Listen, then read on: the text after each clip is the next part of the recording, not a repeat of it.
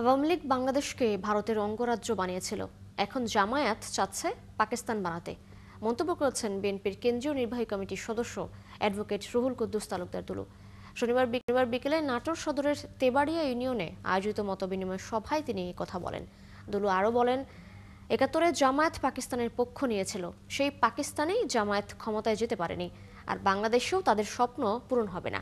সমাবেশে আরও উপস্থিত ছিলেন জেলা বিএনপির আহ্বায়ক রহিম নেওয়াজ, যুগ্ম আহ্বায়ক মোস্তাফিজুর রহমান সহ বিভিন্ন স্তরের নেতারা।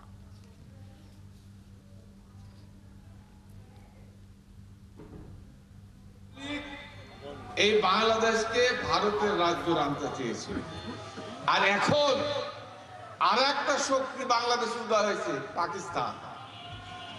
ওরা বাংলাদেশকে পাকিস্তান বানাতে চায়। আপনারা কি পাকিস্তান হতে চান নাকি? আপনাদের কথা কি আমরা পাকিস্তান জিন্দাবাদ এটা কি চান আপনারা?